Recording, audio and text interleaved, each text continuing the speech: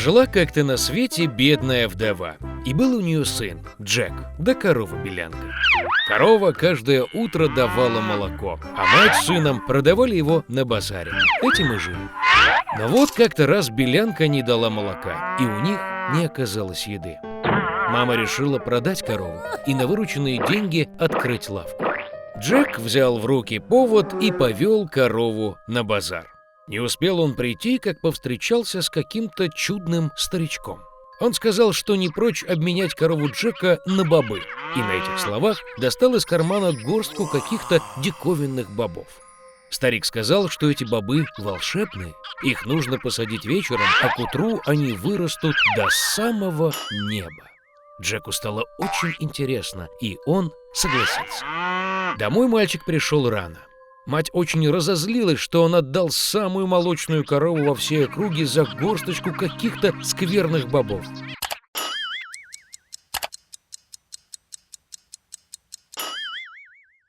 Но Джек помнил слова старика и решил, что делать нечего, и посадил бобы во дворе. Поднялся он к себе на чердак, грустный-прегрустный, и заснул.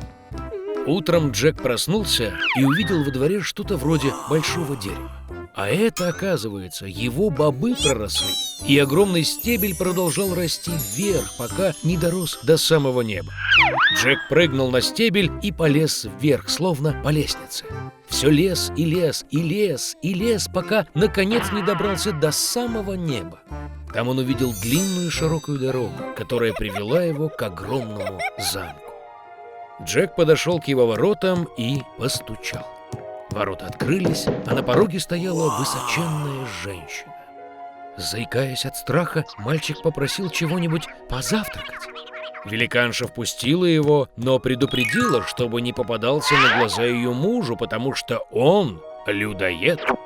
Она отвела Джека на кухню. Но не успел он съесть и половины завтрака, как вдруг весь дом затрясся от чьих-то шагов. Мальчик не растерялся и мигом прыгнул в печь. И в эту же секунду в комнату вошел людоед. Ну и большой же он был, как гора. Людоед достал из огромного сундука 2 мешка с золотом и уселся считать монеты. Считал, наконец стал клевать носом и захрапел. Тут Джек потихоньку вылез из печи, прокрался мимо людоеда, схватил один мешок с золотом и кинулся к бобовому стеблю. Сбросил мешок вниз, а сам начал спускаться по стеблю все ниже и ниже, пока, наконец, не очутился у своего дома. Рассказал Джек матери обо всем, что с ним приключилось, и протянул ей мешок с золотом. Стали они жить на деньги, что были в мешке. Но в конце концов мешок опустел, и Джек решил еще разок попытать счастье на верхушке бобового стебля. В одно прекрасное утро он встал пораньше и полез на бобовый стебель. У порога огромного замка стояла жена людоеда. Она сказала, что не впустит его, потому что в прошлый раз у ее мужа пропал мешок золота. Но все-таки она сжалилась над бедным мальчиком и впустила в замок.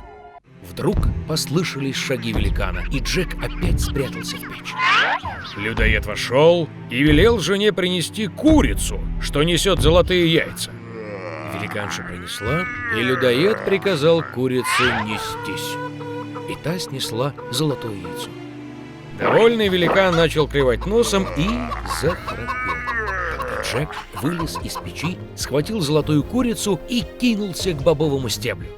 Вернулся мальчик домой, показал матери чудо-курицу, и стали они жить, продавая золотые яички. Но вскоре Джеку показалось и этого мало.